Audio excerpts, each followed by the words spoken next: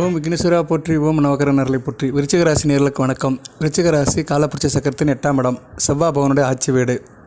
அடுத்து வருகின்ற காலம் நல்லா இருக்குங்க. ராசிநாதன் ராசிக்கு 11ஆம் இடத்துக்கு வராரு. இப்போ 10ஆம் இடத்துல இருக்கிறாரு. நல்ல அமைப்பு தான். அடுத்து 11ஆம் இடத்துக்கு வராரு. 12ஆம் இடத்துக்கு வந்தாலும் குரு பார்வைக்கு வருவார். ராசிநாதன் நல்ல நிலைமைக்கு வராருங்க. செவ்வாய் முருகப்பெருமானுடைய அம்சம் நல்ல விதமாக பார்க்கப்படுகிறது. உங்கள் இல்லம் தேடி முருகப்பெருமான் வராரு, நல்ல விதமாக பார்க்கப்படுகிறது. முருகப்பெருமானுடைய அனுக்கிரகம் அடுத்து வருகின்ற ஆவணி மாதம் தொட்டு அடுத்து தை மாதம் வரைக்கும் நல்லாயிருக்கும். ஆடி, ஆவணி, புரட்டாசி, ஐப்பசி, கார்த்திகை, மார்கழி, தை வரைக்கும் ஒரு 5-6 மாதத்துக்கு மிகச்சிறப்பாக பார்க்கப்படுகிறது. செவ்வாய் நல்ல பலன்களை கொடுக்குறாரு. ராசிநாதனாக இருந்து நல்ல பலன்களை கொடுக்கறதுனால உங்களுக்கு மற்ற பலன்கள் எல்லாம் முழுமையாக கிடைக்கும். சரி நேயர்களே, இந்த நேரத்தில் ஒரு முக்கியமான தகவலை சொல்லிட்டு பலன் சொல்கிறேன். பொறுமையாக கேளுங்க, லைக் பண்ணுங்கள். நிறைய வீடியோ போடுறோம். விருச்சிக ராசிக்கு சப்ஸ்கிரைப் பண்ணுங்கள். ரைட்டு. திருச்செந்தூர் முருகன் அறுபடை வீடில் 2ஆம் படை வீடுக்கு வருகிற 7ஆம் தேதி கும்பாபிஷேகம். கண்டிப்பாக போயிட்டு வந்துடுங்க. 7/7/2025 ஆணி 23ஆம் தேதி திங்கக்கிழமை கும்பாபிஷேகம். வருகிற 4ஆம் தேதியிலிருந்து ஹோமம் நடக்கிறது. வருகிற 4ஆம் தேதி ஆணி 20ஆம் தேதியிலிருந்து ஓம பூஜை நடக்கிறது. ஓமகுண்ட பூஜை நடக்கிறதுனால 4ஆம் தேதிக்கு மேலே போகிறது நல்ல அமைப்பு தான். சரியா நேர்களே? 7ஆம் தேதி போக முடியாதவர்கள், கும்பாபிஷேகத்துக்கு போக முடியாதவர்கள் கும்பாபிஷேகம் முடிஞ்சு 40 நாளுக்குள்ளே போகலாம். நல்ல விதமாக பார்க்கப்படுகிறது. திருச்செந்தூர் முருகன், திருச்சிலிருவா ஐயன் நல்ல ஒரு அமைப்பை கொடுப்பார். பொதுவாக திருச்செந்தூருக்கு போயிட்டு வந்தாலும் ஒரு திருப்பம் இருக்கும், ஒரு முன்னேற்றம் இருக்கும், வாழ்க்கையில் சுறுசுறுப்பு இருக்கும், ஆள் நல்லா ஃபோர்ஸாக இருப்பீங்க. சரியா? அந்த அமைப்பை கொடுப்பாரு. எவ்வளோ பிரச்சனை இருந்தாலும் அந்த பிரச்சனையெல்லாம் தூக்கி போட்டுட்டு திருச்செந்தூருக்கு போயிட்டு வந்துடுங்க. 4ஆம் தேதி போகலாம். 4, 5, 6, 7 இந்த 4 நாட்கள் போகலாம். போனீங்கன்னா கும்பாபிஷ அந்த வழிபாடை பார்க்கலாம். அடுத்து போக முடியாதவர்கள் ஆகஸ்ட் 17க்குள்ளே போயிட்டு வந்துடுங்க. சரியா? ஆகஸ்ட் 17க்குள்ளே போயிட்டு வந்தீங்கன்னா அந்த கும்பாபிஷத்துக்கு போன அந்த புண்ணியம் கிடைக்கும். ரைட்டு. திருச்செந்தூர் செந்தில் நகர் வேலவன் சூரசம்கார கடவுள் மேதா தட்சிணாமூர்த்தியாக இருக்கிறாரு. அங்கே அவர் குருவாக இருக்கிறாரு. அதனால் ஜனன ஜாதகத்தில் குரு வீக்கானவங்களும் போகலாம். ஏன்னா குரு இப்போ விருச்சிக ராசிக்கு சரியில்லை, 8ஆம் இடத்துல இருக்கிறாரு. அஸ்தமன நிலையில் வேறு இருக்கிறாரு. அஸ்தமன நிலையிலேருந்து 9ஆம் தேதி வெளியே வந்துடுவார். இருந்தாலும் 8ல் குரு இருக்கக்கூடாது. அதனால் இந்த காலகட்டத்தில் திருச்செந்தூருக்கு போயிட்டு வருது விருச்சிக ராசிக்கு ஒரு அருமருந்தாக பார்க்கப்படுகிறது. நீங்கள் அவர் இல்லம் தேடி போயிட்டீங்கன்னா அவர் உங்கள் இல்லம் தேடி வந்துடுவார். அவரிடம் இல்லை, அவருடைய இல்லம் திருச்செந்தூர். அவர் இல்லம் போய் நீங்கள் அவருக்கு தரிசனம் பண்ணிட்டு வந்துட்டிங்கன்னா கண்டிப்பாக உங்கள் வீட்டுக்கு வந்துடுவார். வீட்டில் குடியிருப்பார். அடுத்து வருகின்ற காலத்துக்கு நல்ல பலன்களை கொடுப்பார். பொதுவாக முருகப்பெருமானோட அருள் இருக்கணும்னா செவ்வாய்க்கிழமை தோறும் கந்தேச கோஷம் படிக்கணும். செவ்வாய்க்கிழமை தோறும் இரவு 8 to 9 கந்தேச கோஷம் படிக்கணும். துவரம் பருப்பு பரப்பி அதில் அகல் விளக்கு போடணும், நெய் விளக்கு போடணும். செவ்வாழை பழத்தை பூஜையில் அடிக்கடி யூஸ் பண்ணணும். செந்தாமரை பூக்கள், செவ்வரி பூக்கள் யூஸ் பண்ணணும். செம்பருத்தி பூவும் யூஸ் பண்ணலாம். சிவப்பு கலர் பூக்களை முருகனுக்கு ரொம்ப பிடிக்கும். செந்தாமரை கூடுதல் சிறப்பு தான். ஏன்னா மகாலட்சுமியோட அனுக்கிரகம் வரும். ஸோ முருகன் செவ்வாய் பார்க்குற பார்த்தாலுமே சுக்கிரனோட அனுக்கிரகம் செந்தாமரை பூ, பிருகுமங்கல யோகம் இருக்கும். ஸோ முருகனுக்கு செந்தாமரை பூ கொடுத்தும் வணங்கலாம். சரியா நேர்களே? பூஜை அறையில் இதெல்லாம் செய்யுங்க. நீங்கள் வாய்ப்பு இருக்கிறவங்க கோயிலுக்கு போங்க. கண்டிப்பாக அந்த கும்பாபிஷேகத்தை முன்னிட்டு கோயிலுக்கு போயிட்டு வந்துருங்க திருச்செந்தூருக்கு. மற்ற நாளுக்குள்ள இயல்பாக வீட்டில் இருக்கும்போது வீட்டு பூஜை அறையே கோயிலாக மாற்றிடுங்க. நான் சொல்கிறேன், அன்றைக்கி அந்த பூஜை புனஸ்காரம் வழிபாடு பண்ணிங்கன்னா மிகச்சிறப்பாக பார்க்கப்படுகிறது. இப்போ அடுத்து 15/7/2025 ஆணி 31 நல்ல நாளாக பார்க்கப்படுகிறது. செவ்வாய்க்கிழமை அன்றைக்கி சஷ்டி திதி. அன்றைக்கி நீங்கள் வீட்டில் முருகப்பெருமானை கும்பிடலாம். அடுத்து 22/7/2025 ஆடி 6ஆம் தேதி அன்றைக்கி செவ்வாய்க்கிழமை தான். அன்றைக்கி முருகப்பெருமானை கும்பிடலாம். ஸோ உங்கள் 2 நாள் நான் உங்களுக்கு ப்ரப்போஸ் பண்ணுறேன். ஜூலை 15, ஜூலை 22 2 நாட்களும் முருகப்பெருமானுடைய அனுக்கிரகம் வீட்டில் கிடைக்கிறதுக்கு நல்ல விதமாக பார்க்கப்படுகிறது. இந்த பூஜை பண்ணிட்டீங்கன்னா முருகனோட அருள் இருக்கும். முருகன் ஒரு முக்கியமான கிரகம். மேசத்துக்கும் விருச்சிகத்துக்கும் உடையவர். உங்கள் ராசிநாதன். மேசம் காலப்புருஷ சக்கரத்தின் 1ஆம் இடம், விருச்சிகம் 8ஆம் இடம். ஒரு மனிதன் பிறந்தலிருந்து இறுதி வரைக்கும், இறப்பு வரைக்கும் முருகனுடைய அருள் தேவைப்படுகிறது. ஏன்னா 1ஆம் இடம் ஆரம்பம், 8ஆம் இடம் இறுதி. ஸோ அந்த 8ஆம் இடம் ஆயுள் ஸ்தானத்துக்கும் அவர் அதிபதியாக வரதுனால ஒரு மனிதனுக்கு ஆயுளை கொடுக்குறவரும் அவர் தான், ஆரோக்கியத்தை கொடுக்குறவரும் அவர் தான், சுறுசுறுப்பு, உடல் வலிமை எல்லாத்தையும் கொடுக்குறவர் அவர் தான். ஸோ முருகப்பெருமானுடைய அனுக்கிரகம் மிகச்சிறப்பாக பார்க்கப்படுகிறது. அடுத்து அவருடைய பயிற்சியும் நல்லா இருக்குது. வருகிற 24/7/2025 ராசிக்கு 11ஆம் இடத்துக்கு வராரு. நல்ல அமைப்பு. 12ஆம் இடத்துக்கு வந்தாலும் குரு பார்வைக்கு வருவார். உங்கள் ராசிக்கு வந்தாலுமே ஆட்சி அடைவார், ஸ்தான பலம் பெறுவார். அடுத்து 2ஆம் இடம் தனுசுக்கு வந்தாலும் குரு பார்வைக்கு வருவார். அடுத்து 3ஆம் இடத்து மகரத்துக்கு போனாலுமே உச்சம் அடைவார். 4ஆம் இடம் கும்பத்துக்கு போனாலும் குரு பார்வைக்கு வருவார். 5ஆம் இடம் மீனத்தில் போனாலும் ஸ்தான பலம் அடைவார். அருமையான அமைப்பாக பார்க்கப்படுகிறது. ஸோ செவ்வாயை வச்சு உங்களுக்கு சொன்னோம்னா இன்னும் அடுத்து வருகின்ற ஒரு 10 மாத காலத்துக்கு மிகச்சிறப்பாக பார்க்கப்படுகிறது. செவ்வாய் 10 மாத காலம் 300 நாள் 350 நாளுக்கு நல்ல பலன்களை கொடுப்பாரு. ஏன்னா 1.5 மாதத்துக்கு ஒரு தடவை தான் அவர் மாறுவார். ஸோ கணக்கு பண்ணி பார்த்தோம்னா ஒரு 450 நாட்களுக்கு வந்து செவ்வாயோட சஞ்சாரம் மிகச்சிறப்பாக இருக்குது. ஆள் நல்லா வந்துடுவீங்க. அவ்வளோதான். இவ்வளோ நாளுக்கு பட்ட கஷ்டமெல்லாம் தீர்ந்து போயிடும். நீங்கள் விருச்சிக ராசியில் அனுச நட்சத்திரமோ விசாக நட்சத்திரமோ கேட்ட நட்சத்திரமோ எந்த நட்சத்திரத்தை இருந்தாலும் சரி செவ்வாய் அப்படியே உங்களுக்கு தூக்கி நிப்பாட்டுவார். மிகச்சிறப்பாக பார்க்கப்படுகிறது. 6ஆம் இடம் வலுக்கப்படுகிறது. தேக ஆரோக்கியம் நல்லா இருக்குங்க. இவ்வளோ நாளாக உடம்பு முடியாமல் இருந்தீங்களே, நாள்பட்ட பிரச்சனையில் இருந்தவங்க, உடல்நிலை சரியில்லாதவங்களுக்குலாம் இப்போ அந்த நிலையெல்லாம் மாறி நல்ல நிலைமையாக வந்துடுவீங்க. செவ்வாய் 11ஆம் இடத்துக்கு வந்தாருன்னா பரிபூர்ணமாக குணமாயிருவீங்க. நல்ல விதமாக பார்க்கப்படுகிறது. அதுவும் உத்தியோகம் தேடிட்டு இருக்கவங்களுக்கு உத்தியோகம் கிடைக்கும். கடன் பிரச்சனை கட்டுக்குள்ளே இருக்கும். எதிரிகளால் எந்த பிரச்சனையும் இருக்காது. கடன், எதிரி, நோய் 3மே கட்டுக்குள்ளே இருக்கும். சரியா? நோயோட தாக்கம் வெகுவாக குறையும். ஆரோக்கியம் நல்லா இருக்கும். இப்படி அளப்பரிய பலன்களை அந்த திருச்செந்தூர் முருகன் செய்கிறாரு. கண்டிப்பாக ஒரு கோயிலுக்கு போயிட்டு வந்துடுங்க. மிகச்சிறப்பாக பார்க்கப்படுகிறது. அதுபோக செவ்வாய் நிலைப்பாடு உங்களுக்கு அடுத்தடுத்து நல்ல நிலைமையில் இருக்கிறதுனால நான் சொல்கிற வேலையில் இருக்கிறவங்களும் மிகச்சிறப்பாக பார்க்கப்படுகிறது. செவ்வாய் சகோதரக்காரகன். சகோதர வழியில் நல்ல லாபம் இருக்கும். அவர் 11ஆம் இடத்துல இருக்கிறனால உங்கள் மூத்த சகோதர வழியில் நல்ல ஒரு இணக்கம் இருக்கும். மூத்த சகோதரருடைய படிப்பு, திருமண, வேலைவாய்ப்பு நல்லாயிருக்கும். மூத்த சகோதரனுக்கு உங்களுக்கு நல்ல ஒரு இணக்கம் இருக்கும். அவர் கன்னியில் வராரு. சிம்மத்திலேருந்து கன்னிக்கு வராரு. கன்னி வந்து புதனோட வீடு தான். அந்நேரம் புதன் வந்து உங்கள் ராசிக்கு வந்து எந்த இடத்துல இருப்பாருன்னா 10ஆம் இடத்துல இருப்பார். அருமையான அமைப்பு. சரியா? புதன் சிம்மத்தில் அதிநட்பில் இருப்பார். வீடு கொடுத்தவன் அதிநட்பில் இருக்கிறதுனால செவ்வாய் வீட்டில் புதன் வீட்டில் இருக்க செவ்வாய் அப்படி நல்ல பலன்களை கொடுப்பாரு. சரியா நேர்களே? அங்கே வந்து உத்திரம், சித்திரை, அஸ்த நட்சத்திரம் இருக்குது. 3 நட்சத்திரமே வந்து விருச்சிக ராசி வேண்டிய நட்சத்திரம் தான். சூரியன் உங்களுக்கு வந்து 10 கூடியவன், சந்திரன் 9 கூடியவன். தர்ம கர்மாதிபதி நட்சத்திரத்தில் போகும்போது நல்ல ஒரு கோடீஸ்வர யோகத்தை கொடுப்பார். நல்ல ஒரு உயரத்தை கொடுப்பார். செல்வத்தை கொடுப்பார். சிறப்பை கொடுப்பார். அடுத்து வந்து தன்னோட சுய நட்சத்திரத்தில் போவார். சித்திரை நட்சத்திரம் 6 கூடிய நட்சத்திரம். நல்ல அமைப்பு தான். சரியா நேர்களே? மிகச்சிறப்பாக இருக்குது.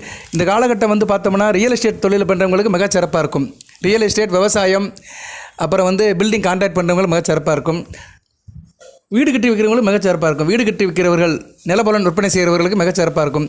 அதுபோக நெருப்பு சம்மந்தப்பட்ட வேலை, எங்கெல்லாம் நெருப்பு சம்மந்தப்பட்ட வேலை இருக்கோ அது என்ன சொல்லுவாங்க, பட்டறை, லேத்து, அதுபோக வந்து tea shop, coffee shop, boiler, இது மாதிரி நெருப்பு சம்மந்தப்பட்ட இடங்கள், ஃபியூவல் எங்கெல்லாம் சம்மந்தப்படுதோ அங்கெல்லாம் வந்து மிகச்சிறப்பாக இருக்கும். செங்கச்சூளை, கொள்ளுப்பட்டறைகள், மின் வாரியங்கள், மின்சார வாரியங்கள், அங்கேயும் கரண்ட் எடுக்கிறாங்கல்ல, மின்சாரமே நெருப்பு தான். சரியா? மின்சாரம் அது மின்சாரமே ஒரு நெருப்பு தான். சரியா? அது ஃபயர் ஆகுதுல. அதனால் அது மாதிரி இடத்துல இருக்கணும் நல்லா பார்க்கப்படுகிறது. அதுபோக வந்து பொருட்கள் செய்கிறாங்கள, பயங்கர பொருட்கள், அருவாள், கடப்பாரை, மண்வெட்டி, இதெல்லாம் வந்து அந்த பட்டறையில் போட்டு செய்வாங்க. அது மாதிரி செய்கிறவங்க இவங்கெல்லாம் வந்து கடைநிலையில் இருப்பாங்க. சாமானியப்பட்டவங்க. கிராமப்புறத்தில் போனீங்கன்னா அதுக்குன்னு பட்டறை இருக்கும். சரியா?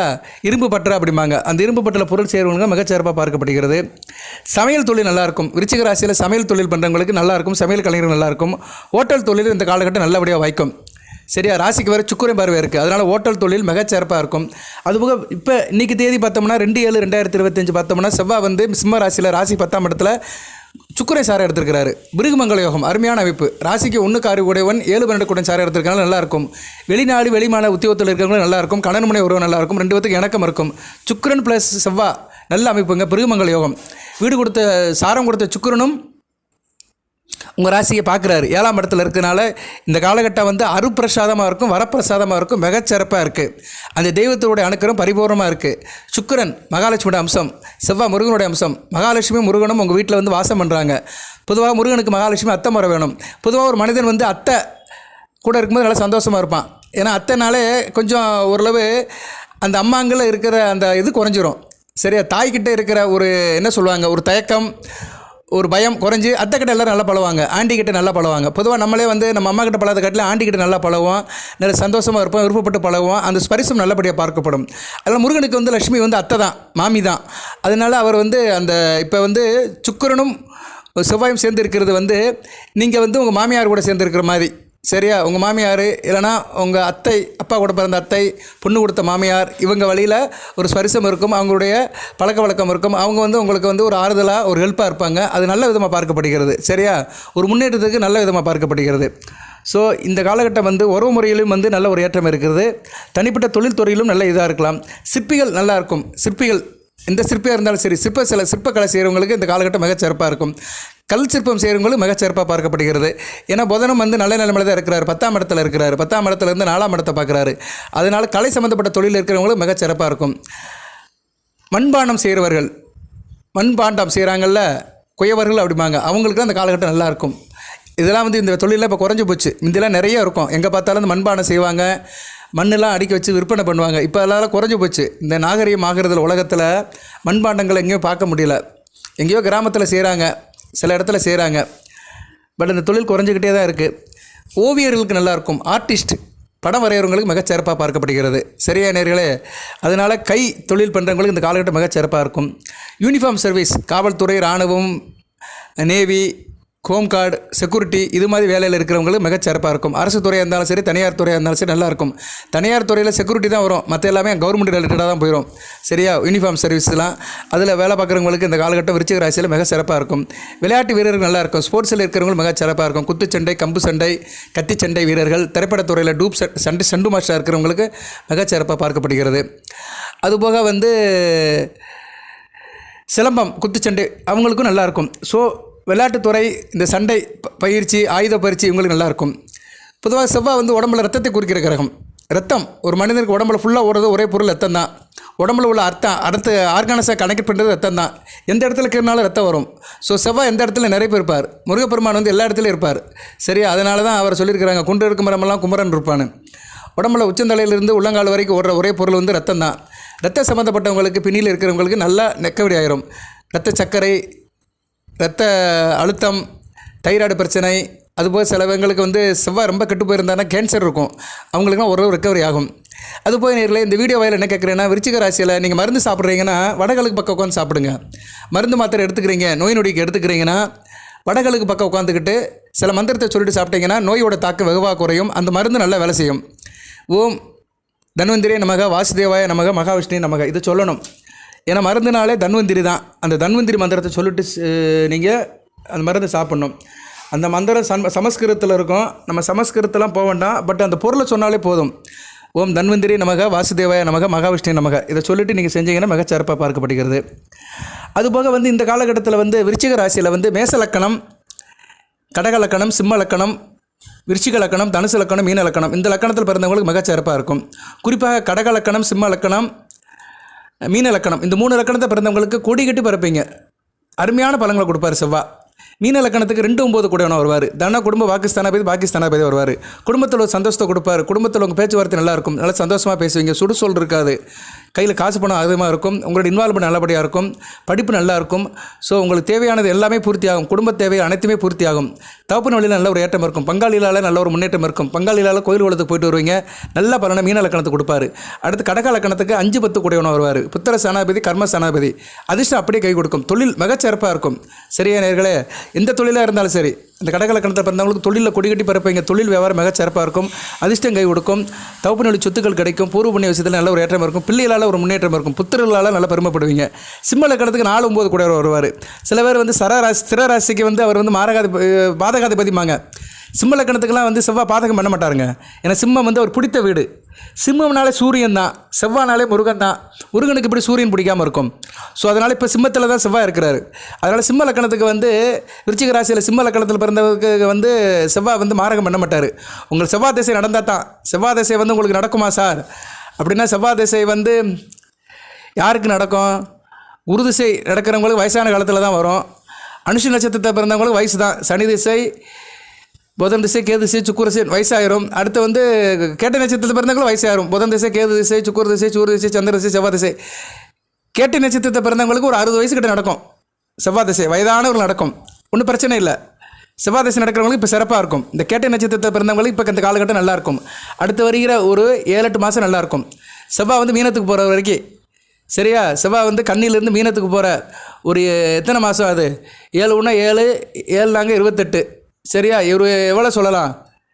210 ஒரு 78, கிட்டத்தட்ட 300 நாட்களுக்கு மேலே சொல்லலாம். சரியா நேரில் 300 நாளுக்கு மேலே நல்ல பலன்களை கொடுப்பார் செவ்வாய். யாருக்கு? இந்த கேட்ட நட்சத்திரத்தில் பிறந்தவங்களுக்கு செவ்வாய் தசை நடக்கிறவங்களுக்கு சிறப்பாக இருக்கும். செவ்வாய் அடுத்தடுத்து நல்ல பலன்களை கொடுப்பாரு. ரைட் நேர்களே.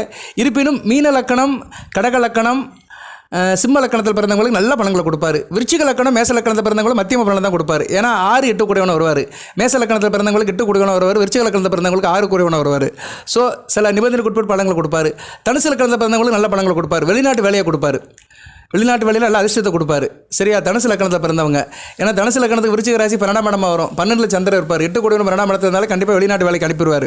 ஸோ தனுசு லக்கணத்தில் பிறந்தவங்க மேக்ஸிமம் விருச்சிக ராசியில் வெளிநாட்டு தொடர்பில் இருப்பாங்க. அட்லீஸ்ட் வெளி மாநிலத்தை வேலை பார்ப்பாங்க. ஆமாம் சார், நான் தனுசு லக்கணம் விருச்சிக ராசி வெளிநாட்டில் தான் வேலை பார்க்குறேன், இல்லைன்னா வெளி மாநிலத்தை வேலை பார்க்குறேன், பூர்வீகத்தில் இல்லை அப்படி சொல்கிறவங்க கமெண்ட் பாக்ஸில் போடுங்க. கண்டிப்பாக அப்படி தான் இருக்கும். ஏன்னா 8 கூடியவன் 12ஆம் இடத்துல இருக்கிறாரு. நீசமாக தான் இருப்பார். ஆனால் அவர் நல்ல ஒரு ஒளி பெற்று நல்ல நிலைப்பில் இருந்தாருன்னா குருவோடையோ சுக்கிரன் கூடயோ புதன் கூட சம்மந்தப்பட்டு சந்திரன் நல்லா இருக்கணும். பொதுவாக விருச்சிக ராசியில் சந்திரன் நல்லா இருக்கணுங்க. சந்திரன் வந்து பாக்கியாதிபதி, ராசிக்கு 9 கூடியவன். அவர் வந்து ராசியில் நீசம் அடைவார். சரியா? நீசம் அடைவார். நீசம் அடைஞ்சாலுமே அவர் வந்து எந்த நட்சத்திரம் அவர்? அனுஷம், கேட்டை. ஆமாம், பரிபூர்வம் நீசம் அடைவார். ஏன்னா விசாக 4ஆம் பாதத்தில் தான் வருவார் அவர். விசாக 4ஆம் பாதம், அடுத்த அனுசம், அதுக்கடுத்து வந்து கேட்டை. அப்போ சந்திரன் முழுமையாகவே நீசம் அடைவார். சரியா? குரு சுக்கிர தொடர்பில் இருக்கணும். இல்லைனா அவர் வந்து கொஞ்சம் வீடு கொடுத்த செவ்வாய் நல்ல நிலைமையில் இருந்தாலும் விருச்சிக ராசிக்கு சந்திரனால் பெனிஃபிட் இருக்கும். விருச்சிக ராசிக்கு ஒரு பெரிய மைனஸே வந்து சந்திரன் தான். சந்திரன் நீசம் அடைஞ்சிருவார். அது சனி கூட சேர்ந்துருந்தாலும் ரொம்ப கஷ்டம். சனி கூட சேரக்கூடாது. ராசியில் சனி கூடயோ ராகு கூடயோ 2 பேர் கூட சேரக்கூடாது. கேது கூட சேர்ந்தால் கூட பரவாயில்ல. சனி சந்திரன் கேது வந்து விருச்சிகத்துக்கு ஒரு நல்ல பலன்களை கொடுப்பாரு. இருந்தாலும் வந்து ஆள் அசம்பந்தமாக சோம்பேறியாக ஒரு ஞாபகம் மறதியாக இருப்பாங்க. உடல்நல பிரச்சனை இருக்கும். ஆனால் ஓரளவு கேது வந்து ஒரு ஞானத்தை கொடுப்பாரு, ஒரு நல்ல ஒரு பெரிய மனுஷத்தனத்தை கொடுப்பாரு, ஒரு இதை கொடுப்பாரு, அறிவுக்கு அப்பாற்பட்டு யோசிக்கிற அமைப்பை கொடுப்பாரு. ஆனால் ராகு சனி விருச்சிகத்தில் இருக்கக்கூடாது. சரியா? ரொம்ப கஷ்டம். ராகு சனி வந்து விருச்சிகத்தில் சந்திரன் கூட சேர்ந்துருந்தாலே ரொம்ப கஷ்டம். வாழ்க்கை ஒரு போராட்டமாக இருக்கும். ஏன்னா சனி பகவான் வந்து ராசியில் இருந்துக்கிட்டு ராசிக்கு 3ஆம் இடம் 7ஆம் இடம் 10ஆம் இடத்தை பார்ப்பார். அது நீங்கள் விருச்சிக ராசி விருச்சிக லக்கணத்தில் பிறந்தீங்கன்னா ரொம்ப சிரமம். லக்கணத்தில் செவ்வாய் சனி இருந்தாருன்னா ஆயில் இருக்கும். ஆனால் ஏகப்பட்ட சிக்கலை கொடுப்பாரு. திருமண வாழ்க்கை அந்த அளவு சுகப்படாது. ரைட்டு, அது ஒரு பக்கம் இருக்கட்டும். எதுக்கு சொல்ல வரேன்னா, ராசியில் வந்து ராகு சனி சம்மந்தப்படாமல் பிறந்தவர்கள் தப்பி பிழைத்தவர்கள். சரியா நேர்களே? அப்படி இருந்தாலுமே ராசிக்கு குரு பார்வை இருக்கணும், இல்லைன்னா சுக்கிரன் இருக்கணும், புதன் கூட சேர்ந்து இருக்கணும். சரி, இதெல்லாம் நிறைய சொல்லலாம். இதெல்லாம் சொன்னோம்னா உங்களுக்கு ஜோதிடம் சொல்லிக் கொடுக்குற மாதிரி இருக்கும். அது நம்மளுடைய நோக்கம் இல்லை. ஆனால் தெரிஞ்சுக்கணும். உங்கள் ராசியை பற்றி நீங்கள் முழுமையாக தெரிஞ்சுக்கணும். சும்மா அந்த ராசி பலன் கேட்குறதெல்லாம் பெரிய விஷயம் கிடையாது. எல்லாரும் போடுறாங்க இன்றைக்கி யூடியூப்பில். முதல் லக்கணத்தை தெரிஞ்சுக்கணும். விருச்சிக ராசியில் எந்த லக்கணத்தில் பிறந்திருக்கிறீங்க, லக்கணத்துக்கு ராசிக்கு என்ன தொடர்பு இருக்குது அப்படின்னு பார்த்துக்கணும். பொதுவாக விருச்சிக ராசியில் வந்து மேச லக்கணத்தில் பறக்கக்கூடாது. சஷ்டாச அமைப்பு. ரிஷப லக்கணத்தில் பறக்கலாம், மிதுன லக்கணத்தில் பறக்கக்கூடாது, கடக லக்கணத்தில் பறக்கலாம். ஆனால் செவ்வாய் நீசமாகக்கூடாது அங்கே போய். சரியா? அடுத்து வந்து சிம்ம லக்கணத்தில் பறக்கலாம். கன்னியா லக்கணத்தில் பறக்கலாமா? பரவாயில்ல, ஓரளவு பறக்கலாம். சரியா? ஏன்னா லக்கணத்துக்கு 3ஆம் இடத்துல சந்திரன் வருவார். லக்கணத்துக்கு 11 கூடிய 3ஆம் இடத்துல இருக்கனால மூத்த சகோதர வழியில் நல்ல ஒரு ஏற்றம் இருக்கும். சகோதரனை நம்பி பிழைப்பாங்க. சகோதர வழியில் லாபம் இருக்கும். துலா லக்கணத்தில் பறக்கலாமா? பறக்கலாம், ஒன்றும் பிரச்சனை இல்லை. துலா லக்கணத்தில் பறக்கலாம். விருச்சிக லக்கணத்தில் பறக்கிறது சிரமம் தான். ஸோ மேசம், மிதுனம், கடகம், விருச்சிகம் இந்த 4 லக்கணத்தில் பிறக்காமல் இருக்கிறது நல்லது. இந்த லக்கணம் வராமல் இருக்கிறது நல்லது. தனுசு லக்கணம் பரவாயில்ல, தூரதேசத்துக்கு அனுப்பிடும். மகர லக்கணம் சூப்பர். மகர லக்கணம் விருச்சிக ராசி நல்ல அமைப்பை கொடுக்கும். ஏன்னா லக்கணத்துக்கு வந்து 11ஆம் இடத்துல சந்திரன் இருப்பார். 7 கூட 11ஆம் இடத்துல இருக்கிறதுனால திருமணத்துக்கு முன்னாடி நல்ல ஒரு ஏற்றம் இருக்கும். அது ஒளிச்சந்திரனாக இருந்தால் நல்ல ஒரு பிரேட் ஆஃப் கொடுப்பாரு. அடுத்து கும்பலக்கணம் பரவாயில்ல, கேந்திரத்தில் வரும். சரியா? கும்பலக்கணம் தொழில் நல்லா இருக்கும். ஒரு இடத்துல இருக்க மாட்டாங்க, ஊரை சுற்றிட்டே இருப்பாங்க. ஏன்னா 10ல் சந்திரன் இருப்பார். 6 கூட 10ல் இருக்கிறனால உத்தியோக சனாபி 10ஆம் இடத்துல இருக்கிறனால தொழிலில் வந்து சுற்றிக்கிட்டே இருப்பாங்க. ஆனால் தொழிலில் சில பிரச்சனைகள் இருக்கும். அடுத்து மீன லக்கணத்துக்கு எப்படி சார் அப்படின்னா நல்ல அமைப்பு தான். மீன லக்கணம் விருச்சிக ராசியில் பிறக்கிறதுக்கு தவம் செய்யணுங்க. மீன லக்கணம் விருச்சிக ராசியில் பிறக்கிறதுக்கு தவம் செய்யணும். பொதுவாக மீன லக்கணம் விருச்சிக ராசியில் பிறந்தவங்க கெட்டு போக மாட்டாங்க, நல்லா இருப்பாங்க. வாழ்க்கை நல்லாயிருக்கும். பிஃபோர் மேரேஜ் ஆஃப்டர் மேரேஜ் ரெண்டுமே நல்லாயிருக்கும். ஏன்னா மீன லக்கணத்துக்கு வந்து சந்திரன் ராஜயோகாதிபதியாக இருப்பார். 5 கூட 9ஆம் இடத்துல இருக்கிறார். அருமையான அமைப்பு. 5 9 வரதுனால வாழ்க்கை வந்து செட்டில் ஆயிரும். சரியா நேர்களே? இப்படித்தான் பலன்கள் வரும். லக்கண ரீதியாக தான் பலன்கள் வந்து ராசிக்கு மேட்சாக வழிய பொதுவாக நீங்கள் இந்த ராசி பலன்கள் கேட்டுட்டு போகிறதெல்லாம் வந்து உங்களுக்கு நிற்காது. காணல் நீராக போயிடும், காணாமல் போயிடும். நிறைய பேருக்கு தெரிய மாட்டேங்கி. நம்ம வீடியோ கேட்குறவங்களுக்கு அதைத்தான் சொல்வேன் நான். ஜோதிடத்தை வந்து தெரிஞ்சு கேளுங்க, ராசி பலனை புரிஞ்சு கேளுங்க. சும்மா எல்லாரும் போடுறாங்க, இன்றைக்கி எல்லாரும் மேஜிக் மாதிரி போடுறாங்க. விருச்சிக ராசிக்கு அப்படி நடக்கும் இப்படி நடக்கும். சில பேர் புகழ்ந்தா ஓவராக புகழ்ந்துருவாங்க. உச்சாணி கொம்பளை தூக்கி வச்சுருவாங்க. இல்லைனா பொத்துன்னு தூக்கி கீழே போட்டுருவாங்க. விருச்சிக ராசி உருப்படாது, அவ்வளோதான், அடியோடு போச்சு அப்படின்ட்டுருவாங்க. நம்ம அப்படி கிடையாது, உள்ளதை சொல்லுவோம். இப்போதைக்கு எப்படி இருக்குது? இப்போதைக்கு செவ்வாய் வலுப்படுறாரு, ராசிநாதன் வலுப்படுறாரு, 1 6 கூட வலுப்படுறாரு. நல்லா இருக்கும் சாமி. சரியா? குரு பார்வைக்கு வராரு, நல்ல விதமாக பார்க்கப்படுகிறது. குருமங்கல யோகம் கிடைக்கும் அடுத்து. சரியா? அடுத்தடுத்து நல்ல பலன்கள் தான் நடக்குது. வேறு என்ன சார் அப்படின்னு பார்த்தோம்னா, கூடுதலாக இப்போ நான் அடுத்து சொல்கிறவங்களுக்குலாம் அடுத்தடுத்து நல்ல ஒரு லாபம் இருக்கும். ஸ்டோன் வியாபாரம் பார்க்குறவங்களுக்கு நல்ல லாபம் இருக்கும். குறிப்பாக பவள வேலை பார்க்குறவங்க மிகச்சிறப்பாக இருக்கும். அதுபோக சில பேர் இந்த ஜாலத்தில் இருப்பாங்க, இந்த மாயா ஜாலம் மந்திரம் இதில் இருப்பாங்க, ஏவல் பில்லி சூனியம் இதெல்லாம் சில பேருக்கு சாதகப்படும். ஆனால் அதுக்கு செவ்வாய் ராகு சம்மந்தப்படணும். செவ்வாய் ராகு சம்மந்தப்பட்டாலே அவங்க வந்து ஏவல் பில்லி சூனியம் இதில் இருப்பாங்க. சரியா, 2ஆம் இடம் 8ஆம் இடம் இதெல்லாம் சம்மந்தப்பட்டுச்சுன்னா அந்த சவாசம் இருக்கும். பட் வந்து அது நியாயத்துக்கு உட்பட்டு இருந்துச்சுன்னா அது நல்ல விதமாக பார்க்கப்படுகிறது. சர்க்கஸ் வேலையில் பார்க்குறவங்க நல்லாயிருக்கும், சர்க்கஸ் சாதனையாளர்கள். சரியா, சர்க்கஸில் வேலை பார்க்குறவங்க, அதுபோக இந்த ஸ்போர்ட்ஸில் சில சாதனைகள்லாம் பண்ணுவாங்க, அவங்களுக்கெல்லாம் நல்ல விதமாக பார்க்கப்படுகிறது. தோப்புகள் வச்சுருக்கவங்க நல்லாயிருக்கும். தென்னந்தோப்பு, வாழைத்தோப்பு, மாந்தோப்பு, புளியந்தோப்பு, வேப்பந்தோப்பு இது மாதிரி டென்ஸாக மரங்கள் வச்சுருக்கிறவங்க பார்த்தா பெருசாக தோப்பாக இருக்கும், பச்சை பசேன்னு இருக்கும், தோப்பாக மரங்களாக இருக்கும். அப்படி தோட்டம் வச்சுருக்கிறவங்களுக்கு சூப்பர் பலனை கொடுப்பாரு செவ்வாய், நல்ல பலன்களை கொடுப்பாரு. அதுபோல் விவசாயத்துக்கு ஏற்ற நிலத்தை கொடுப்பாரு. அது விவசாயம் வந்து குத்தகைக்கு எடுத்து செய்கிறவங்களுக்கு நல்லாயிருக்கும். குத்தகை எடுத்து விவசாயம் பண்ணுறவங்களுக்கு இந்த காலகட்டம் நல்ல லாபம் இருக்கும். துவரம் பருப்பு பயிரிடுறவங்களுக்கு துவரை மொச்சையும் சொல்லிக்கலாம். மொச்சையும் சுக்கிரோட அணுக்கிறோம் தான். சுக்கிரனும் அடுத்து நல்ல நிலைமையில் தான் இருக்கிறாரு. ஸோ துவரை மொச்சை போடுறவங்களுக்குலாம் இந்த காலகட்டம் வந்து மிகச்சிறப்பாக இருக்கும். அந்த விவசாயம் பண்ணுறவங்களுக்கு செவ்வாய் வந்து சூப்பரான பலன்களை கொடுப்பாரு. சரி சார், வேறு என்ன சார் பலன்கள் அப்படின்னு பார்த்தோம்னா, அடுத்து வருகிற நாட்கள் விருச்சிக ராசிக்கு எப்படி சார் இருக்கும் அப்படின்னு பார்த்தோம்னா, விருச்சிக ராசிக்கு வந்து பொதுவாக அமைதியாக இருக்கணும். சரியா, நேரில் அனைத்து வசப்படும். எந்த அளவுக்கு அமைதியாக காமாக இருக்கிறீங்களோ உங்களுக்கு வந்து எல்லாமே வசப்படும். பொறுமையாக இருங்க, பொறுமை உடையார் எல்லாம் உடையார். சரியா, ஏன்னா உங்கள் ராசிக்கு 2 கூடையவன் வந்து 8ஆம் இடத்துல வந்து அஸ்தமன நிலையில் இருக்கிறாரு. பேசினீங்கன்னா பிரச்சனையாகும். ஜூலை 9ஆம் தேதிக்கு மேலே உங்களுக்கு நல்ல அமைப்பு வரும்.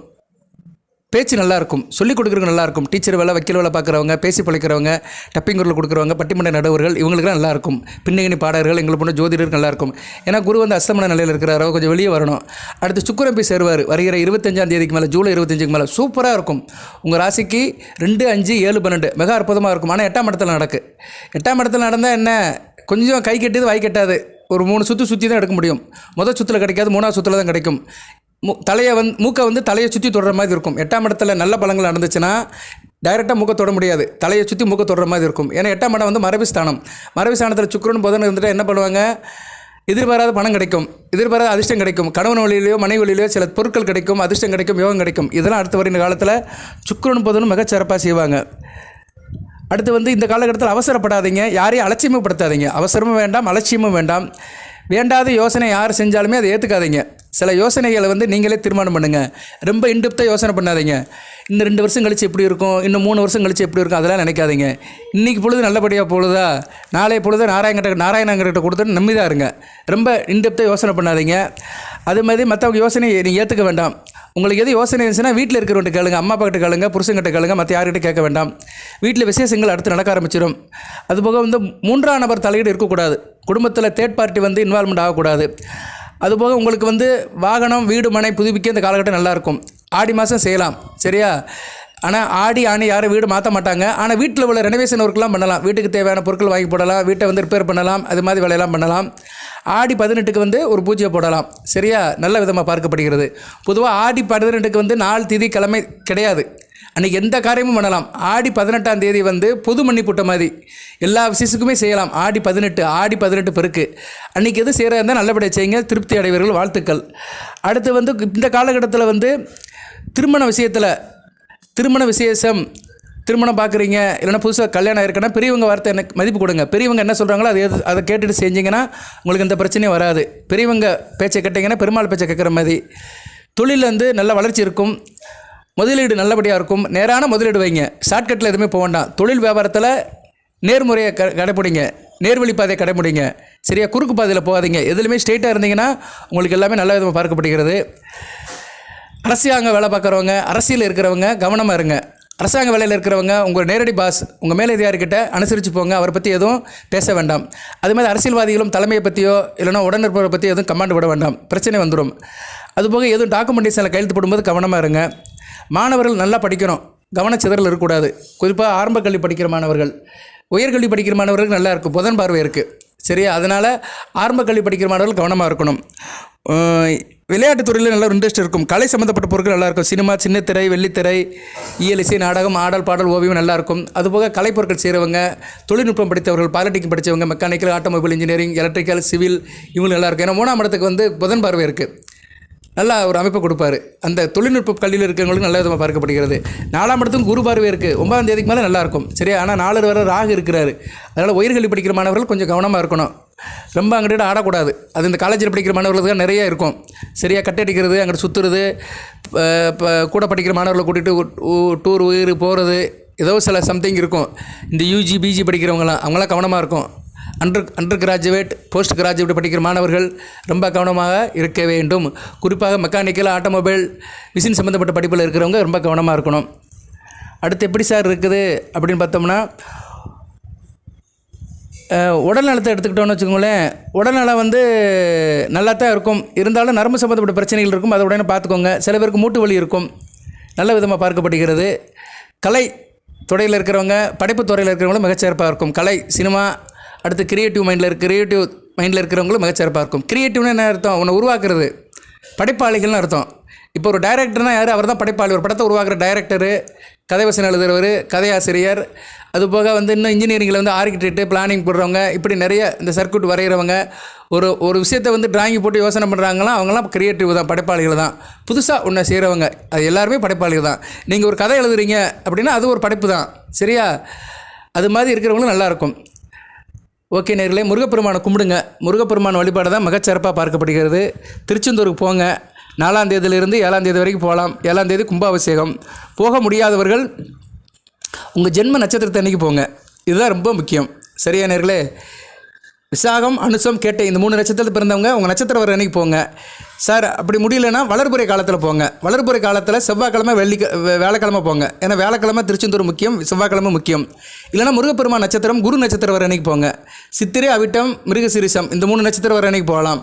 இல்லைனா விசாகம், பூரட்டாதி, புனர்பூசம் இந்த 3 நட்சத்திரம் வர அன்றைக்கும் போகலாம்.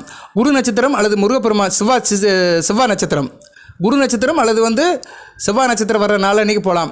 அது வளர்பிறை காலம்னா ரொம்ப சிறப்பு. எப்போயுமே ஒரு பூஜை புனஸ்காரத்தை வந்து வளர்பிறையில் தான் செய்யணும். சரியா? வளர்பிறையில் பார்த்து செய்யணும். அது சில திதிகள் இருக்குது. அந்த திதிகள் பார்த்து போனீங்கன்னா நல்லது. அது காலண்டரை பார்த்தா தான் சொல்ல முடியும். எல்லா நேரங்களும் அந்த திதி வராது. சில நேரத்தில் சஷ்டியும் செவ்வாய்க்கிழமையும் அந்த நட்சத்திரமும் ஒன்றா வரும். அது நல்ல விதமாக பார்க்கப்படுகிறது. சஷ்டி முருகனுடைய திதி, செவ்வாய்க்கிழமை முருகனுடைய நாள், அங்காரப்பகனுடைய நாள், நட்சத்திரம் அந்த அங்காரனுடைய நட்சத்திரம் வரும். அந்த அமைப்பு வரும். இப்போ நான் உங்களுக்கு டேட் சொல்லியிருக்கேன் பார்த்தீங்களா? அந்த 15ஆம் தேதி 15/7/2025 அன்றைக்கி சஷ்டி திதி செவ்வாய்க்கிழமை, அன்றைக்கி ஒரு முக்கியமான நாள். அதே மாதிரி 22/7 ஜூலை 22ஆம் தேதி செவ்வாய்க்கிழமை மிருகசீரிஷ நட்சத்திரம். ஸோ ஏதோ ஒன்று மேட்ச் ஆகும். அந்த நாள், நட்சத்திரம், திதி இந்த 3 வந்துருச்சுன்னா சூப்பர். அன்றைக்கி வந்து அந்த ஓரையில் போகணும். செவ்வாய்க்கிழமை செவ்வாய் ஓரை இரவு 8 to 9, இல்லைனா காலையில் 6 to 7. இந்த டைம் வந்து நிறைய பேருக்கு மேட்ச் ஆகாது. உள்ளூர் கோயிலுக்குன்னா போயிடலாம், முருகப்பெருமானை கும்பிடலாம். வெளியூர் கோயிலில் போய் டயத்துக்கு கும்பிட முடியாது. ஏன்னா வெளியூர் கோயில் போனோம்னா நம்ம காலையில் தான் கிளம்பி போவோம். கரெக்டாக அந்த மதியம் அந்த 11 மணிக்குள்ள தான் சாமி கும்பிட முடியும். ஸோ தூரதேச கோயிலுக்கு ஓரெல்லாம் பார்க்க முடியாது. உள்ளூர் கோயிலுக்கு நீங்கள் ஓரை பார்த்து போகலாம். உள்ளூரில் ஒரு சிவன் கோயில் இருக்குது, இல்லைனா முருகன் கோயில் இருக்குன்னா அங்கே நீங்கள் போகலாம். சிவன் கோயிலும் முருகன் இருப்பார். இந்நேரம் சிவன் கோயில் இருக்கிற முருகனை கும்பிட்டிங்கன்னா நல்லாயிருக்கும். வருகிற 25ஆம் தேதி வரைக்கும், ஜூலை 25 வரைக்கும். ஏன்னா சிம்மத்தில் தான் இருக்கிறார், கேது கூட சேர்ந்து இருக்கிறாரு. அங்கே வந்து சிவனும் இருப்பார், விநாயகரும் இருப்பார், முருகனும் இருப்பார். இதை கும்பிட்டிங்கன்னா சூப்பர். இதாங்க அருமருந்து. பக்கத்தில் இருக்க சிவன் கோயிலுக்கு போங்க. சரியா? அங்கே சிவனும் இருப்பார், முருகனும் இருப்பார், இவரும் இருப்பார். மதுரையில் இருக்கிறீங்கன்னா மீனாட்சி அம்மன் கோயிலுக்கு போகலாம், முக்தீஸ்வரர் கோயிலுக்கு போகலாம், ஏகாம்பரேஸ்வரருக்கு போகலாம், தென் திருப்புரை திருவாலயத்துக்கு போகலாம். இதெல்லாம் வந்து தெற்குமாசி வீதியிலே 2 சிவன் கோயில் இருக்குது. மதுரை தெற்குமாசி வீதியில் 2 சிவன் கோயில் இருக்குது. அதுபோக அனுப்பானடியில் அந்த நிர்மலா ஸ்கூல் பக்கத்தில் முக்தீஸ்வரர் கோயில், அருமையான கோயில், தெப்பக்குளத்துக்கு எதுக்க இருக்குது. இந்த கோயில் ஒரு பெரிய புண்ணியம். ஒரு முக்கியம் என்னென்னா, சூரியன் ஒளி அப்படியே கருவறையிலே விழுவும். மாசி மாதம் கருவறையிலே விழுவும். சிவன் மேலேயே விழுவும், ஈஸ்வரன் மேலேயே விழுவும். அடுத்தது இவர் கோயில் இருக்குது, இன்மையில் நன்னதர்வார் கோயில் இருக்குது, மீனாட்சி அம்மன் கோயில் இருக்குது, திருப்பரங்குன்றத்தில் சிவன் கோயில் இருக்குது. நிறைய சிவன் கோயில் வந்து மதுரையில் இருக்குது. ஏன்னா நான் மதுரையில் பிறந்து வளர்ந்ததுனால எனக்கு ஞாபகம் இருக்குது. திருச்சியிலே நிறைய இருக்குது. திருவனைக்காவல் இருக்குது, தாய்மானார் சாமி கோயில் இருக்குது, நிறைய கோயில் இருக்குது. சரியா? ஸோ சிவன் கோயில் நிறையா இருக்குது. சிவன் கோயிலுக்கு இப்போதைக்கு போகலாம். விருச்சிக ராசி நேயர்கள் சிவன் கோயிலுக்கு போகலாம். செவ்வாய்க்கிழமை போங்க. சரியா? செவ்வாய்க்கிழமை போங்கன்னா மிகச்சிறப்பாக பார்க்கப்படுகிறது. செவ்வாய்க்கிழமை போயிட்டு சிவசக்தியை கும்பிட்டுட்டு முருகப்பெருமானை கும்பிட்டு வாங்க, நல்லாயிருக்கும். முதல்ல விநாயகரை கும்பிடணும். எந்த கோயிலுக்கு போனாலும் விநாயகரை கும்பிடணும். இப்போ விநாயகரை ஏன் சொல்கிறேன்னா, செவ்வாயும் கேது சேர்ந்து இருக்கிறாங்க. செவ்வாய் முருகன், கேது வந்து விநாயகர், சிம்மம் வந்து சூரியன். இதான் காம்பினேஷன். சரியா? சிவன் கோயிலில் இருக்கிற விநாயகர் முருகனை கும்பிட்டாலே இப்போதைக்கு சிரமம் குறையும். அந்த தெய்வம் உங்கள் வீட்டுக்கு வந்துடும். நீங்கள் கும்பிட்டு வந்தீங்கன்னா கூடயே வந்துடும். மனமுறையும் கும்பிடணும். செவ்வாய்க்கிழமை செவ்வாய் ஓர இரவு 8 to 9 கும்பிட்டுட்டு வரணும். கொஞ்சம் துவரம் பருப்பு போகும்போது எடுத்துகிட்டு போயிருங்க. துவரம் பருப்பு எடுத்துகிட்டு போயிருங்க. ஒரு 2 ஸ்பூன் அளவு எடுத்துகிட்டு போய் அங்கே விளக்கு போடுற இடத்துல அதை பரப்பி வச்சுட்டு அதுக்கு மேலே 2 நெய் விளக்கு போட்டு வந்துருங்க. முருகனுடைய நாமத்தை சொல்லிட்டு நெய் விளக்கு போட்டு வந்துருங்க. நல்ல விதமாக பார்க்கப்படுகிறது. வந்தவனையும் வருகின்ற வல்வனையும் கந்தனென்று சொல்ல கலைஞடமே சிந்தனர் சேவா என்று திணீர் எனவிற்கு மேவராதா வினை உருவா அருவாய் உலதாய் அழதாய் மருவா மலரா மணியா ஒளியா கருவா உயிரா கதியா விதியா குருவா வருவா அருவா குவனே 5 முகம் தோன்றில் 6 முகம் தோன்றும் வெஞ்சமலை ரஞ்சையல் என வேல் தோன்றும் நெஞ்சில் ஒரு காலம் நிலைக்கல் இருகாலம் தோன்றும் முருகா என்று உதற்கு முன் அழகெல்லாம் முருகனே அருளெல்லாம் முருகனே தெளிவெல்லாம் முருகனே தெய்வமும் முருகனே. அந்த சேவக்கூடியவன் சிவசுபுருவன் கடவுள் விருச்சிக ராசினியர்களுக்கு இருக்கட்டும். விஷாகம் அனுசம் போர் கேட்டை நட்சத்திரத்தை பிறந்தவர்களுக்கு எல்லாமல் இறைவன் சில சௌபாகியத்தையும் சில ஐஸ்வரத்தையும் சில நன்மையிலும் கொடுப்பார். அனைத்து நலங்களையும் வளங்களை பெற்று தேகாரத்துடன் தீர்க்காலுடன் நீடோடி வாழ்க நிறைந்த வளம் பெறுக. நன்றி நேயர்களே. வாழ்த்துக்கள். வளம்.